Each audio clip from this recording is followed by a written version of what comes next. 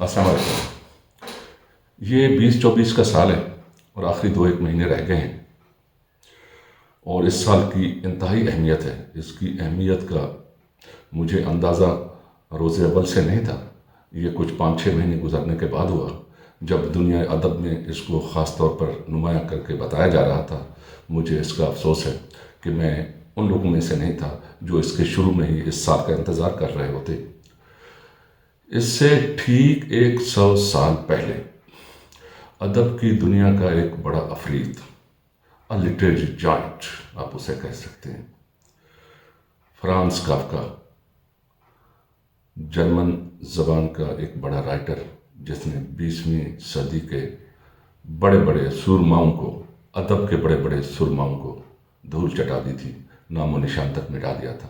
یہ تھا فرانز کافکا، جو 1924 جولائی 1924 میں انتقال کر گیا، صرف 40 سال کی عمر میں۔ یہ 1883 میں پیدا ہوا تھا اور 1924 میں ٹی بی کی ایک مہلک مرض میں مبتلا ہو گیا۔ ٹی بی کی مرض اب مہلک نہیں رہی، اب تو اس کو لوگ اتنی اہمیت بھی نہیں دیتے، یہ خالی ملیریا کے جیسے بن گئی ہے۔ آپ اس میں 8-9 مہینے کا ایک کورس ہوتا ہے، ٹیبلٹس ہوتی ہیں سادہ سی، جو ہیلتھ آفیسر سے تو فری میں مل جاتی ہیں، اور اگر کوئی خریدنا چاہے تو وہ بھی بہت سستے داموں میں ملتی ہیں۔ اب اس کی کوئی بڑی اہمیت اس وقت نہیں رہی، لیکن اس وقت ٹی بی نے بڑے بڑے لوگوں کو مار دیا تھا اور زیر زمین کر دیا۔ ان میں ایک فرانز کافکا بھی تھا، جو جیسا کہ میں نے پہلے بیان کیا پراگ میں پیدا ہوا تھا۔ اس وقت یہ پراگ جرمنی کا ہی حصہ تھا، اور اس لیے یہ خود ایک جرمن سپیکر تھا۔ جہاں پر یہ رہتا تھا وہاں پر یہ بڑی آبادی نہیں تھی جرمن سپیکرز کی، اور خاص کر یہودیوں کی۔ آپ اس کو یہودی سمجھ کر کے نظر انداز نہ کر دیجیے گا، خدا را یہ ان لوگوں میں سے ہے جیسے آئنسٹائن تھا، اور اسی کا ہی ہم اثر ہے، اس سے کچھ اس نے لیکچر بھی لیے تھے۔ جب فرانز کافکا کا ذکر ہوتا ہے تو اس میں اس کے والد کا ذکر بھی لازمن ہوتا ہے۔ اس کے والد کی بہت اہمیت ہے۔ ہاں، میں بیان کر رہا تھا، بیچ میں کچھ انٹرپشن ہو گئی تھی، مجھے ویڈیو بند کرنا پڑی۔ میں پھر سے سلسلہ کلام بہن سے جوڑنے کی کوشش کرتا ہوں، اگر مجھے یاد ہے تو میں شاید یہ بتا رہا تھا، اس پہ جیوگرافی بتا رہا تھا کہ وہ جرمنی کا ہی ایک حصہ تھا جو پراگ ہے، اور یہ جرمن سپیکر تھے۔ اور اس کو، ہاں میں یہ کہہ رہا تھا کہ اس کو یہودی سمجھ کے آپ نے اگنور نہیں کرنا۔ یہ نابغہ روزگار جو اس طرح کے لوگ جو کبھی کبھار پیدا ہوتے ہیں، اور جیسے میر نے کہا تھا کہ مت سہل ہمیں سمجھو، پھرتا ہے فلک برسوں، تب خاک کے پردوں سے انسان نکلتے ہیں، تو ان میں سے یہ ایک تھا۔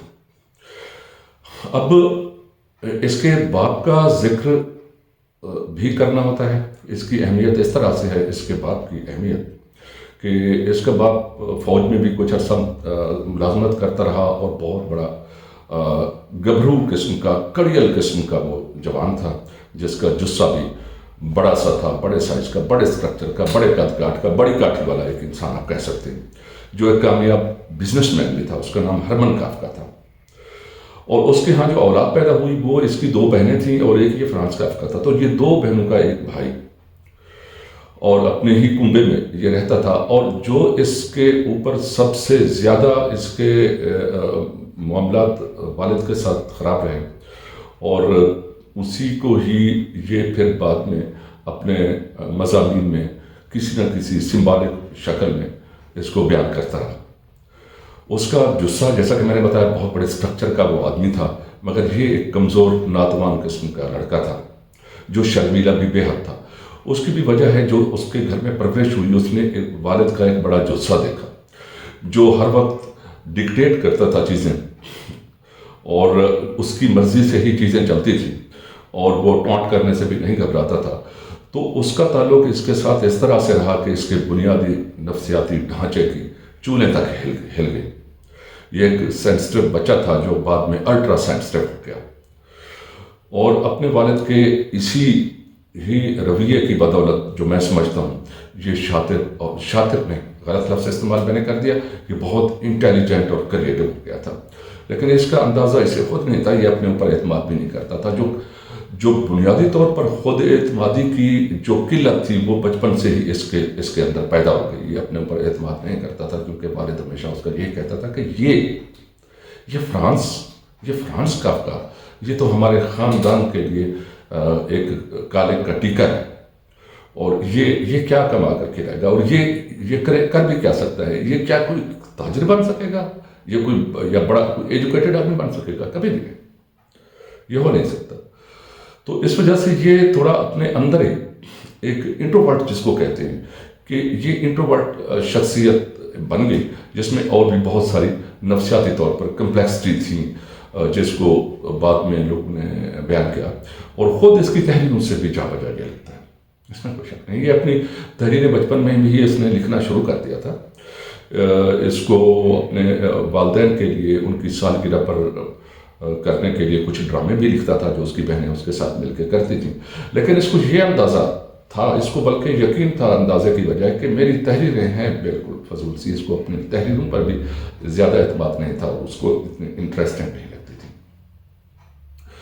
پڑھانے کے لیے اس کو زبردستی کھینچ کھانچ کے جیسے ٹنگو ٹونی کر کے لیا جاتا ہے اسکول میں ڈالا۔ ایک اسکول ہوتا تھا امریکن اسکول کے برابر، جسے آپ کہہ سکتے ہیں کہ ہائی اسکول یا کالج انٹرمیڈیٹ تک کا کہہ سکتے ہیں، اس میں پڑھا، اور اس کے بعد پھر جو اگلا مرحلہ آیا وہ تھا کہ یونیورسٹی کے اندر اس کو کسی سبجیکٹ کا انتخاب کرنا تھا کہ اس میں کس سبجیکٹ کو یہ پریفر کرے۔ پھر اس نے اپنے لیے، کیونکہ اس کے دوست نے کیمسٹری رکھ لی تھی، تو اس نے بھی اس کے ساتھ دیکھا دیکھی کیمسٹری رکھ لی، یعنی اس کے پاس یہاں سے یہ پتہ چل رہا ہے کہ اس وقت تک اپنے اوپر تب تک بھی اعتماد نہیں تھا جب یہ یونیورسٹی میں تھا کہ اس کو اپنے لیے کیا کرنا ہے۔ پھر بالآخر تھک آ کے اس نے اپنا لا قانون کو پڑھنا چاہا، قانون سے اسے کسی حد تک انٹرسٹ تھا اور اسے اس کے اندر اچھا لگا، مگر یہ امتحانوں سے اور اس طرح کے کمپٹیشن سے، جیسا کہ انٹروورٹ ہوتے ہیں، بہت گھبراتا رہا، جیسے اس کی صحت بھی خراب ہونا شروع کی۔ اسٹرکچر تو ویسے ہی اس کا چھوٹا تھا، اور وہ تھا بھی ایک شریر بدن کا سوکھا پتلا سا، مگر ساتھ ساتھ یہ شرمیلا بھی تھا۔ وہاں سے یہ اس وقت کچھ تھیں سوسائٹیز، اس میں البتہ یہ حصہ تو لیتا تھا، جیسے اسٹوڈنٹس کی سوسائٹیز ہوتی ہیں ان کے اندر حصہ لیتا تھا۔ تو جب اس کے باپ کا ذکر آتا ہے، اس کا ذکر اس کے باپ کے ذکر کے بغیر نہیں ہو سکتا، اور پھر میکس براڈ کا ذکر بھی اس کے بغیر نہیں ہو سکتا۔ میکس براڈ اس کا دوست تھا، اس کا شاید سینئر تھا یا کلاس فیلو تھا، اس کے ساتھ پڑھتا تھا۔ وہ ایک نفیس اور آدمی جیسے ہوتے ہیں رکھ رکھاؤ والے، ملنا جلنا اور شرمیلا کا تن نہیں تھا، وہ بالکل اس کے کہیں تو اپوزٹ تھا۔ ایک دفعہ وہاں پر ایک بڑی بحث چلی، جو اس اسٹوڈنٹس کی تنظیم تھی جنہوں نے جو نیچا بھی کہتے ہیں، نیتشا بھی کہتے ہیں، نیتشے بھی کہتے ہیں، نیچے بھی کہتے ہیں، مشہور فلسفی جس کو مجنوں کہتا تھا علامہ اقبال، تو اس کے اوپر ایک بحث چڑھی۔ تو ایک جو بہت اچھا اسپیکر تھا وہاں اس تنظیم کا، بلکہ صدر تھا، اس نے یہ کہہ کر اس کو رد کیا نیتشے کو کہ یہ ایک فراڈ تھا اور اس کا تمام فلسفہ بھی ایک فراڈ ہے۔ تو اس نے عین اس جملے کے بعد ہی ایک پتلے سوکھے لڑکے سے بڑی بحث میں اپنے آپ کو پایا۔ وہ یہی فرانس کافکا تھا، جس سے اس کو یونیورسٹی میں پتہ چلا کہ یہ بھی کوئی شخص ہے، ایک ایسا لڑکا ہے جس کے خیالات بالکل مختلف ہیں۔ اور میکس براڈ جو اس کا دوست تھا، اس کو اندازہ ہو گیا تھا۔ پھر اس نے اسی پہ زور دینا شروع کر دیا کہ آپ ایسا کرو، آپ اپنی تحریروں کو ضائع مت کرو، ان کو رکھتے جاؤ، ان کو ریویو کرو اور ان کو چھپواؤ، یہ بہت ضروری ہے۔ اب اس کے آ جاتے ہیں تھوڑا معاشقوں کے اوپر۔ اس کو چونکہ یہ شرمیلا تھا، تو اس طرح کے لوگ عورتوں کے ساتھ میل جول رکھتے ہوئے بہت گھبراتے ہیں، کیونکہ اپنے اوپر اعتماد نہیں ہوتا، لیکن اس کے باوجود اس نے عورتوں کے ساتھ تعلقات اس نے رکھے۔ ایک لڑکی تھی جس کا نام تھا فیلس بائر، اس طرح کا، مس ایف بی۔ یہ میکس براڈ کے سسرالی خاندان میں سے تھی، ان کی کزنوں میں کوئی تھی۔ اس لڑکی سے اس کی ملاقات میکس براڈ کے گھر پہ ہی ہوئی تھی۔ اسی کے ساتھ اس نے منگنی کی، پھر منگنی ٹوٹ گئی، ایک دفعہ پھر منگنی کی، پھر منگنی ٹوٹ گئی، اور تیسری دفعہ بھی منگنی کی، اور تیسری دفعہ بھی ٹوٹ گئی۔ اس دوران یہ بیمار رہنے لگا، اور اس کو سینیٹوریم جانا پڑا. سینیٹوریم ایک ایسی ہاسپیٹل ہوتے ہیں جس میں پرفضا مقام پر بنائے جاتے ہیں تاکہ ان کو ماحول اچھا دیا ہے, جو ایئر ہے وہ نیٹ اینڈ کلین ہو اور جو اس کو بریتھ کرے, تاکہ مین وائل یہ ریکور بھی ہو. تو وہاں ٹی بی نے اس کو کافی عرصہ بستر پر سلائے رکھا. وہاں پر ایک موچی کی لڑکی تھی جو اس کے ساتھ اس سے محبت ہو گئی. جب یہ والد صاحب سے اس نے اپنے بات کی کہ مجھے شادی کرنا ہے, تو اس کا والد جو اتنا بڑا اسٹرانگ آدمی, اتنا اپنے آپ کو امیج کر کے کینٹ آئی, تو اس نے کہاں اس کی اجازت دینی تھی. تو یہاں پر بھی اس کا عشق یہیں پر ہی ختم ہو گیا. پھر ایک اور لڑکی سے اس کی خط و کتابت شروع ہو گئی. ایک لڑکی تھی جو اٹلی کی تھی, میلینیا نام تھا شاید اس کا. تو اس نے اسے لکھا کہ میں آپ کے جو مضامین ہیں ان کے میں ترجمہ اٹلی میں کرنا چاہتی ہوں, تو مجھے اس کی اجازت دیجیے. تو جب اس کے ساتھ اس کو اجازت دی گئی تو اس نے اس کے ساتھ اسی خط و کتابت کے دوران انہیں ایک دوسرے سے محبت ہونے لگی. وہ عورت شادی شدہ تھی, مگر وہ اس سے اتنی متاثر ہوئی کہ وہ چاہتی تھی کہ یہ شادی ہو جائے. ان لوگوں نے ملنے کا ایک پلان کیا. وہاں پر یہ آ کر کے ان کی ملاقات ہوئی, اور پھر اس ملاقات کے بعد یہ دوستی مزید بڑھ گئی. جب بہت زیادہ بڑھ گئی تو پھر اس نے بھی اس پہ زور دینا شروع کر دیا کہ وہ طلاق لے اور شادی ہو. پھر اس طلاق اور شادی کے واقعات سے پہلے انہوں نے چاہا کہ ایک دفعہ پھر سے ایک دوسرے کے ساتھ ملاقات کر لی جائے. انہوں نے ملاقات تو کی, مگر اس ملاقات میں کوئی ایسی نحوست پیدا ہوئی کہ انہیں ایک دوسرے سے بالکل اس طرح کی اٹریکشن ساری کی ساری غائب ہو گئی کہ یہ شادی پہ منتج ہوتی. اور پھر یہ طے پائے کہ ایک دوسرے کے ساتھ ہم یہ جو کنیکشن ہے ہمارا خط و کتابت کا, اس کو بھی ختم کر دیا جائے, ورنہ اس طرح سے ہم اپنے آپ کو گھسیٹتے رہیں گے, یہ ہمارے لیے زیادہ اذیت ناک ہوگا. تو یہ سلسلہ یہیں ختم ہو گیا. اس کے بعد پھر یہ اپنے کام میں لگ گیا, یہ لکھتا رہا. خاص طور پر اس نے میٹامارفوسس جس کا اردو ترجمہ میں نے کیا کایا کلپ کے نام سے, کایا کلپ یا میٹامارفوسس اس نے لکھی, اور وہ بہت مقبول ہوئی. اس میں کیا ہوتا ہے کہ ایک تاجر ہوتا ہے. تاجر بھی کیا, جو ایک کسی بڑی کمپنی کے ساتھ جو کپڑے کی فروخت کا کام کرتی ہے, ان کے ساتھ یہ اٹیچڈ ہوتا ہے.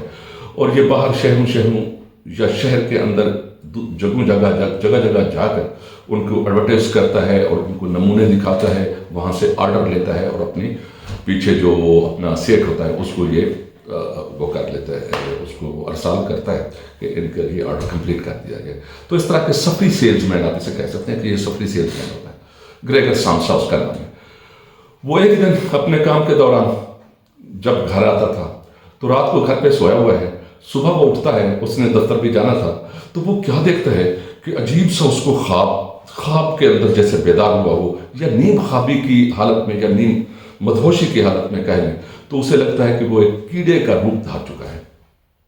وہ ایک کیڑے کا روپ دھار چکا ہے کہ کیڑا جو ٹنڈن, جس کو ٹنڈن کہتے ہیں, ہم سرائکی میں اس کو ٹنڈن کہا جاتا ہے. مجھے نہیں پتا, میں نے اس کی اردو ڈھونڈنے کی کوشش کی تھی کہ ٹنڈن کی کیا اردو ہونی چاہیے. کچھ اہل زبان لوگ میرے دوست ہیں, ان سے بھی پتا کیا تھا, لیکن کسی سے مجھے معلوم نہیں ہوا کہ ٹنڈن کو اردو میں کیا کہا جاتا ہے. شاید اس کو بھی ہم ٹنڈن کہہ دیتے ہیں. اس کی بھی بہت ساری اقسام ہوتی ہیں. یہ خاص قسم کا ٹنڈن جو بلیک ہوتا ہے, ہر کسی نے شاید دیکھا ہوگا, بلیک سا ہوتا ہے, بالکل آہستہ آہستہ یہ موو کرتا ہے. اس کو وہ دیکھتا ہے تو یہ وہ بن چکا ہے, اور پورے قد-ے-عظم پوری چارپائی کے اوپر اتنا بڑا ٹنڈن پڑا ہوا ہے. اٹھنے کی کوشش کرتا ہے, اٹھ نہیں پاتا. وہ سمجھتا ہے کہ کوئی خواب ہوگا. وہ ادھر ادھر دیکھتا ہے کہ یہ چاروں کی چاروں دیواریں بھی ویسی ہی ہیں جو تھیں, جو انسانوں کے رہنے کے لیے ہوتی ہیں. ظاہر ہے کہ یہ خواب تو پھر کسی طور نہیں ہو سکتا, مگر یہ اس طرح کی چیز اس کا بن جانا یہ اصل میں بھی نہیں ہو سکتا. یہ کیا چیز ہے؟ اس نے کہا یہ اس طرح کے خیالات آتے رہتے ہیں جب بندہ بہت زیادہ تھک چکا ہو, اور جو میرا کام ہے وہ بھی اس طرح تھکا دینے والا ہے, تو ہو سکتا ہے کہ اس طرح کے خیالات انسانوں کے ساتھ جم جاتے ہیں. تو یہ ریسٹ کرنے کے بعد اور سو چکنے کے بعد یہ سب ٹھیک ہو جائے گا. پھر وہ سونے کی کوشش کرتا ہے تاکہ پہلو بدل کے سو جاؤں, مگر چونکہ اس کی جو پیٹھ ہوتی ہے وہ راؤنڈ ہاف سرکل کہتے ہیں, وہ ہاف سرکل کربی جسے ہم کہتے ہیں اردو کے اندر, یہ کروڈ کہتے ہیں اس کو انگلش میں. تو وہ ہوتی ہے، تو وہ اس کو جیسے ہی وہ اس کو کوشش کرتا ہے وہاں پر سائٹ پہ ہونے کی، وہ پھر لڑک کے واپس آ جاتا ہے، پھر وہ دوسری سائٹ پہ کوشش کرتا ہے تو پھر وہ لڑک کے واپس آتا ہے، اس طرح کی چیز. خیر، ہم اس کے ابھی 1 by 1 ان کے اسی سیریز کے اندر میں آپ کو ایک سمری بھی اور اس کی انٹرپریٹیشن بھی میں آپ سے ضرور ڈسکس کروں گا. اچھا، میں اس کے بعد آگے ہم چلتے ہیں. تو تھرڈ ٹائم اس کی جب یہ بہت زیادہ بیمار ہو جاتا ہے تو اس کی اور ایک ملاقات ہوتی ہے ایک اور لڑکی سے، اور وہ اس لڑکی کے ساتھ بہت زیادہ انگیج ہو جاتا ہے، جس کا نام ہے ڈورا ڈائمنڈ. ڈورا ڈائمنڈ وہ بھی جرمنی میں آئی ہوتی ہے، برلن میں، اور اس کے ساتھ یہ اپنی بہن کے ہاں ٹھہرا ہوتا ہے تاکہ کچھ دن ریسٹ کر لیں، اور اپنے آفس سے چھٹیاں لے چکا ہوتا ہے. تو یہ اس سے ملاقات ہو جاتی ہے. وہ بھی اکیلی تھی، گھر بار چھوڑ کے اپنی قسمت آزمانے کے لیے یورپ آئی ہوئی تھی. تو اس کے ساتھ اس کی بہت دوستی ہو جاتی ہے، وہ بھی اس کو پسند کرنے لگتی ہے، اور یہ معاملہ بہت حد تک عشق میں تبدیل ہو جاتا ہے. تو اس کے ایک دوست ڈاکٹر نے کہا تھا، جو ڈورا کو جانتا ہے وہ محبت کا مطلب بھی جانتا ہوگا. بہت مشہور الفاظ تھے. اس کا ایک دوست تھا ڈاکٹر، جو اس کو وہیں ہاسپیٹل میں ہی اس کا دوست بن گیا تھا. تو ڈورا ڈائمنڈ کے ساتھ یہ رہنے لگتا ہے، مگر کچھ عرصے کے بعد جب زیادہ بیمار ہو جاتا ہے تو ڈورا ڈائمنڈ اس کو اپنے گھر پہ چھوڑاتی ہے، اس کے والدین کے ہاں. اب جو ہے اس کی ٹی بی یہاں پھیپھڑوں سے چلتی چلتی اس کے گلے تک آ جاتی ہے، جس نے اس کو یہاں تک لپیٹ لیا ہے، جو اس کی پوری طرح سے تشخیص نہیں ہوتی، لیکن اب یہ کھا بھی کچھ نہیں سکتا. اس دوران اس نے ایک مشہور کہانی ہنگر آرٹسٹ لکھی.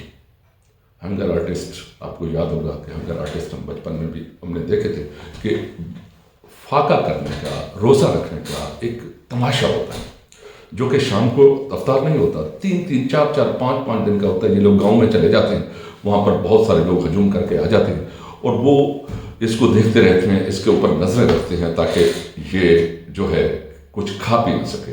اور وہ چاہتا بھی یہی ہے کہ میرے اوپر نظریں رکھی جائیں، کیونکہ ورنہ تو اس کی کریڈیبلٹی ہی نہیں رہے گی، ورنہ تو پھر ایسا فاقہ اور اس کا تماشا کیا، تماشا تو پھر ایسے ہونا چاہیے. تو وہاں وہ ان کے ساتھ رہتا ہے، ان کے ساتھ رہتا ہے، اور وہاں پہ ہاں یہ فاقہ شروع کر لیتا ہے، اور فاقہ کرتے کرتے کرتے کرتے بلاخر وہ فاقوں کا فنکار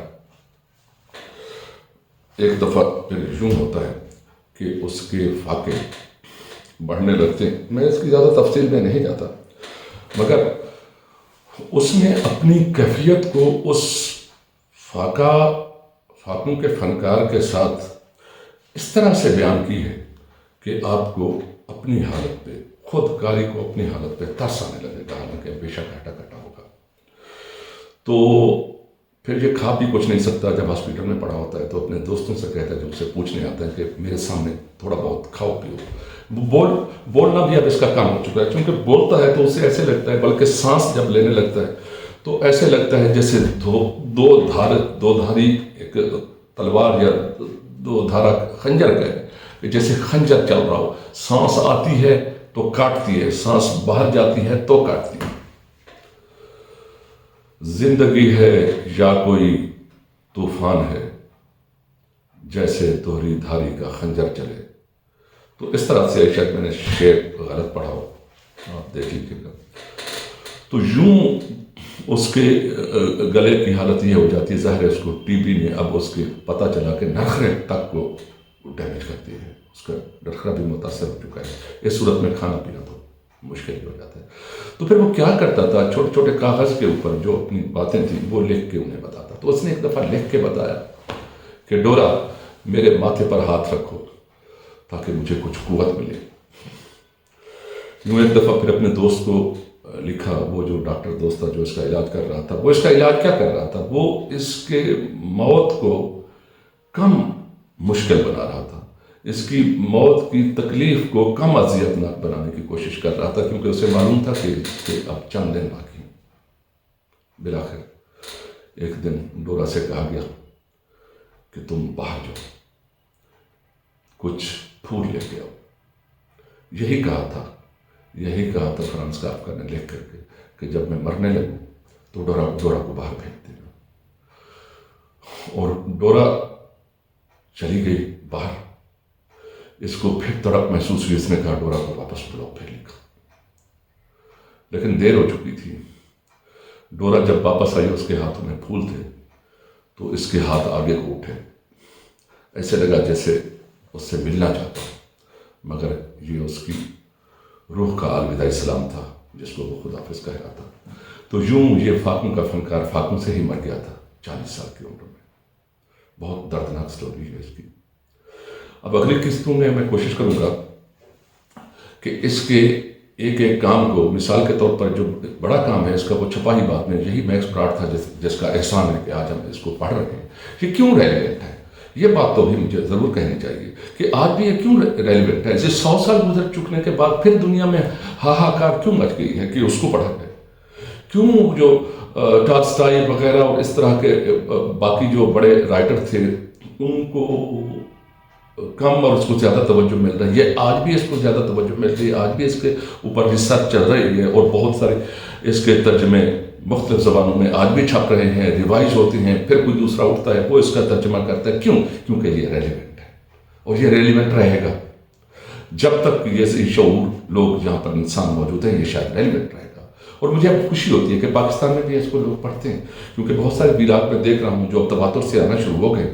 وہ شاید اس کے 100 سالہ برسی کے اوپر ان کو لوگوں کو لگ رہا ہے کہ ہم اس کو یا تو پھر دوبارہ پڑھ رہے ہیں کیونکہ خود اس کو انٹرپریٹ کرنا ایک بڑا کام ہے. اور میں چاہوں گا کہ اس کے ایک ایک ناول کو میں آپ کے ساتھ انٹرپریٹیشن اس کے شیئر کر سکوں. میں گزشتہ 12 سال سے میں اس کے اوپر وقفے سے کام کر رہا ہوں. ظاہر ہے میرے پاس اور بھی کافی سارے کام ہیں. میں صرف ہفتہ اور اتوار کام کرتا ہوں ان کے اوپر. وہ بھی کچھ ہفتہ اتوار رہ جاتے ہیں. یہ ہفتہ اور اتوار یا چھٹی کا دن اتوار خاص طور پر اس کے ناول دا ٹرائل مقدمہ اس کے ساتھ بہت میچ کرتا ہے. اس میں بھی پیشیاں اتوار ہی کو لگتی ہیں. اور ہم اگلے قسطوں میں 1 by 1 سب سے پہلے جو ناول اس کے مرنے کے 1 سال بعد چھپا تھا وہ تھا دا ٹرائل جو اس کو میکس براڈ نے چھپایا تھا. اور اس کا ترجمہ بھی میں نے کیا. میں نے اس کا پہلا ترجمہ 2012 میں کیا تھا اور وہ چھپا بھی اور تھوڑا ڈسٹریبیوٹ بھی ہوا. لیکن مجھے لگا کہ اس پہ بے تحاشا غلطیاں رہ گئیں. فوری طور پر اس کی ترسیل روک دی گئی اور پھر میں نے اس کو دوبارہ سے ریوائز کیا اور دوبارہ ترجمہ کیا.